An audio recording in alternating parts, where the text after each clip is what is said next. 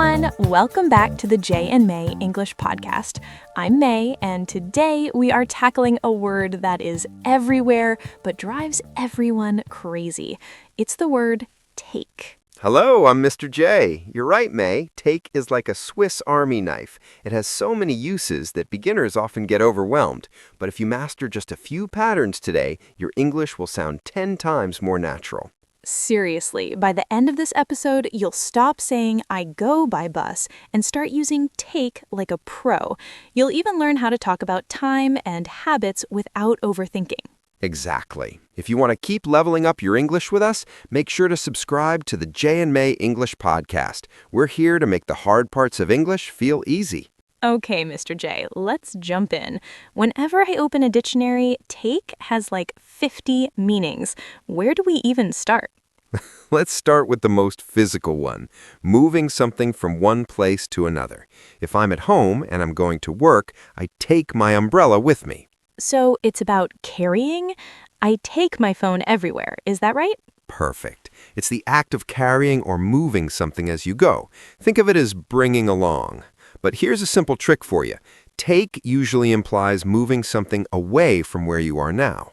Oh, so if I'm at your house and I leave with your book, I take the book. Hey! Yes, you take my book away. If you bring it to me, we use bring, but when you leave with it, you take it. That makes sense. Take goes away. What about transportation? I always hear people saying take a bus or take a taxi. Why don't we say ride a bus? You can say ride, but take is much more common for public transport. Most learners fail here because they try to use go in or use. If you want to sound like a native, you take the train, take the subway, or take a flight. So this morning, I took the bus to get here. It sounds so much better than I came by bus. It does. It's more active. It shows you chose that method of travel. Did it take you a long time to get here today?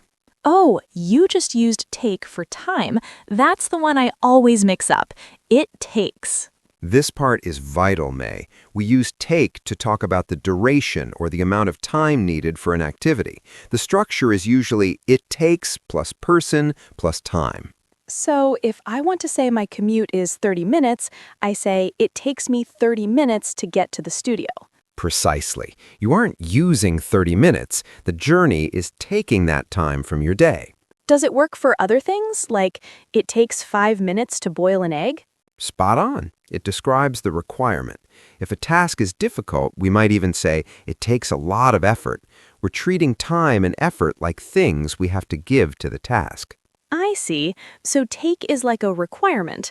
What about when I go to a restaurant? The waiter always asks, "Can I take your order?" Exactly. There he is receiving or accepting information. He takes your words and brings them to the kitchen. This word is such a thief. It takes books, it takes time, it takes orders. That's funny. It's a very busy word, but think about your daily routine. What's the first thing you take in the morning? I take a shower. Or do I do a shower? No, it's take a shower. Yes, in American English especially, we take a shower or take a bath. We also take a nap if we're tired. Why do we use take for those? I'm not carrying the shower anywhere. Think of it as performing an action or experiencing something. You're taking that moment for yourself. You take a rest, you take a break, or you take a seat. Take a seat is much more polite than sit down, right? Much more polite. If a guest comes to my office, I say, "Please take a seat." It sounds welcoming. I've also heard take a look, like, "Can you take a look at my homework?" That's a great one. Instead of just saying, "Look at this," which can sound like a command, take a look sounds like a small request. It's softer. So take makes my English sound softer and more natural. I like that. But what about medicine? My mom always says, take your vitamins. Correct. We never eat medicine in English. We always take it. Whether it's a pill, a liquid, or a vitamin, you take your medicine. That's a mistake I see a lot. People say, I ate an aspirin. That sounds like it was a snack. Yes, aspirin is definitely not a snack. You take it because you need it to work in your body. Okay, let me see if I've got this. I take my bag, carry. I take the bus, transport. It takes an hour, time, and I take a break, action. You're catching on fast, May, but we haven't even touched on take when it comes to photos yet. Oh, take a photo. That's probably the most used one for tourists. It is. You take a picture or take a photo. You're capturing a moment and, in a way, carrying it with you in your phone or camera. I took so many photos of my cat yesterday. He was sleeping in a tiny box. That sounds cute. Did it take a lot of tries to get a good one? It took about 20 tries because he kept moving his ears. See? You used the time and effort meaning perfectly there. It took 20 tries. I'm starting to feel more confident. But Mr. J, what about when people say, take it easy? I hear that in movies all the time. That's a classic idiom. Take it easy means to relax or to not get stressed. If I see you working too hard, I might say, May, take it easy, have a coffee. I love that. It's like saying, take the easy path, not the hard one. That's a nice way to remember it. You're choosing to accept a relaxed state of mind. Does take always mean something positive or neutral, or can it be negative? It can be used for stealing if you don't have permission. If someone takes your wallet, that's a crime. Right. Context is everything. If I take a cookie from the jar, it's fine. If I take a car that isn't mine, I'm in trouble. Exactly. It all depends on who owns the thing you're taking. This is so much clearer now, but I know there are also phrasal verbs with take, like take off or take out. Those always confuse me. Those are definitely the next level. Take by itself is a foundation, but once you add a small word like off or up, the meaning changes completely. Is that what we're going to look at next? Because I really want to know why a plane takes off, but I also take off my jacket. It feels like two different worlds. It does feel like different worlds, but there is a logic to it, I promise. When a plane takes off, it is leaving the ground and moving away. When you take off your jacket, you are moving the clothes away from your body. See the connection? Oh, so off always means moving away from a surface, the ground for the plane and my skin for the jacket? Exactly. You've got the intuition for it already. This is why learning take is so powerful. It's a small word, but it acts like a bridge to so many bigger ideas. I'm ready for more, but before we get into the tricky phrasal verbs, I want to make sure I really understand the take-a patterns. We mentioned take a shower and take a seat. Are there others that beginners should know right away? Definitely. Take a chance is a big one. It means to try something even if you aren't sure you will succeed. Like me taking a chance on learning English? Exactly, and you are doing a great job. Another common one is take a message. If you call someone and they aren't there, the assistant might say, "Can I take a message?" Right, they are taking my words to give to the other person later. It fits that carrying meaning we talked about earlier. Spot on. Now, let's look at take when it comes to decisions. We often say, take your time. I hear that one a lot. It means don't hurry, right? Yes. It's like saying the time is yours to use. You don't have to give it back quickly. It's a very kind thing to say to someone who is nervous. I'll remember that. Take your time. I often need to tell myself that when I'm trying to remember a difficult grammar rule. That's a healthy way to learn. Now, here's a simple trick for you regarding take versus have. In many cases, especially in British English, people might say have a shower or have a rest. Wait, so they're the same? Take a break and have a break? In those specific contexts, yes, they're interchangeable. Take feels a bit more active, like you're grabbing that break, while have feels a bit more passive. But don't worry too much. Both are correct. That's a relief. I always worry I'll pick the wrong one and people will look at me funny. Most learners fail here because they overthink the perfect word. In reality, English speakers are very flexible with take. However, you can't have a bus to get to work. You must take the bus. Ah, okay, so take for transport is a strict rule, but take for a rest is a choice. You're getting the hang of the nuances. Now, let's look at take when it comes to take notes. Are you taking notes right now, May? I am. I have my notebook right here. I'm taking notes on everything you say about take. Good. We use take for writing down information quickly. You take notes in a meeting, you take notes in a class, or you take someone's phone number down. Why not write notes? You can say write notes, but take notes implies a process of listening and capturing the main points. It's much more common in a learning environment. It feels more like I'm grabbing the information from the air and putting it on my paper. That's a perfect mental image. You're capturing the essence of the lesson. Speaking of capturing, what about take a breath? Oh, like when I'm stressed. Take a deep breath and relax. Exactly. You are literally pulling air into your lungs. It's another physical use of the word. It's amazing how many things we take without even thinking about it. We take breaths, we take notes, we take showers. I'm starting to think take is the most hard-working word in English. It might be. And here's something vital. Take is an irregular verb. Do you remember the past tense forms? Oh, let me think. Take, took, and taken? Perfect. Yesterday, you took the bus. If you have already finished your medicine, you have taken it. Take, took, taken. I need to make sure I don't say take-ed. I used to say that when I first started learning. That's a very common mistake. Even native-speaking children say take it before they learn the irregular form. Just remember, I took a photo is the golden rule for your vacation stories. I took a photo and it took a lot of time. You're a natural. Now, let's look at one more use before we move on to the really tricky stuff. Take a test. Oh, I hate taking tests. But why take? In my language, we say write a test or give a test. This is a major point of confusion.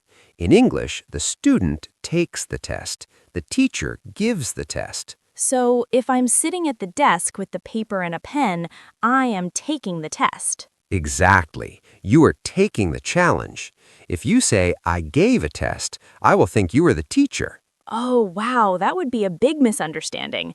I took a test means I was the student. Got it. This is why take is so important for students to master. It defines your role in the classroom. Okay, so we've covered carrying things, transport, time, actions like showers, and even tests. I feel like my brain is full, but in a good way. You're doing great, but I have to warn you, the next part is where most students get a bit tangled up. We're going to look at how take changes when we add words like up, in, and after. You mean the phrasal verbs? I've heard take after. My aunt always says I take after my mother. She's right. That's a very common one. It means to look like or act like an older relative. Does it mean I'm following her? In a way, yes, you are following her appearance or her personality traits. But what about take up? If I say I want to take up painting, what do you think that means? Lifting a paintbrush up? Not quite. It means to start a new hobby or activity. Oh, so I could say I want to take up yoga next month. Exactly. You are taking a new activity up into your life. It's a very positive phrasal verb. I like that. I think I've taken up a lot of English habits lately by listening to this podcast. That is the best thing you could take up. Ready to dive deeper into these direction words? Because things are about to get even more interesting. I'm definitely ready. I used to be so scared of phrasal verbs, but the way you explain them makes them feel like a puzzle instead of a math equation. That's the spirit. Let's look at one that confuses everyone. Take out. Now, the most common way we use this is for food. You take out a pizza or get takeout. Oh, I know that one. It's when you buy food at a restaurant but eat it at home. You move the food out of the shop. Exactly. But it also has a social meaning. If I say, I'm going to take my parents out for dinner, it means I'm inviting them and usually paying for them. So takeout can be about food or about a nice evening with friends. Yes, it's like you're taking them from their house to a restaurant. But wait, there's a third meaning that's very physical. If you have a bad tooth, the dentist will take it out. Hopefully not after the dinner. So take out is about removing something from a place or a person. Precisely. Now, let's look at take on. This one is vital for your career. If your boss asks you to take on a new project, what do you think that means? It sounds like a lot of work. Does it mean to accept a responsibility? You hit the nail on the head. To take on something means to accept a challenge or a new duty. You are putting that responsibility on your shoulders. I think I'm taking on a lot of new vocabulary today, but I'm enjoying it. You are handling it very well. Just remember, don't take on too much at once or you'll get stressed. Good advice. What about take over? I see that in movies when someone grabs the steering wheel of a car. That's a perfect example. Take over means to get control of something. If a big company buys a small company, they take it over. Or if I'm tired of driving, I might ask you, can you take over for a while? So I would become the driver. I take the control over from you. Exactly. It's about a transfer of power or control. Now, let's try a tricky one. Take in. This can mean to understand information, but it also has a very specific meaning for clothes. For clothes, like putting them in a bag? Not quite. If you lose weight and your pants are too big, you go to a tailor to have them taken in. It means to make the clothes smaller or tighter. Oh, so you are moving the fabric inward. That's clever. And for information? If a lesson is very difficult, you might say, it was a lot to take in. It means you're absorbing the information into your brain. Wow, my brain is definitely taking in a lot right now. We've had take off, take out, take on, take over, and take in. It's a lot, isn't it? But don't feel like you have to memorize them all in 1 minute. The best way is to pick one and try to use it 3 times today. That's a great trick. I think I'll start with take off because I need to take off my shoes when I get home anyway. Perfect. Now, before we finish, let's do a quick recap of the big points we covered. Let's do it. So first, take is for moving things away or carrying them. Second, we take all kinds of transport, like buses, trains, and planes. Right, and don't forget the time rule. It takes followed by the amount of time. It takes for time and effort. Then we have the take a phrases. Take a shower, take a break, take a seat, and take a photo. And most importantly for students, you take a test. You don't give one unless you're the boss. I'll definitely remember that. And finally, the phrasal verbs like take after for looking like your family and take up for starting a new hobby. To all our listeners, thank you for joining us today. You've taken a big step in your English journey by sticking with us until the end. We really hope this helped you clear up the confusion around take. What is one thing you are going to take up this week? A new hobby? A new English habit? Let us know in the comments. We love reading your stories. Until next time, keep practicing and take it easy.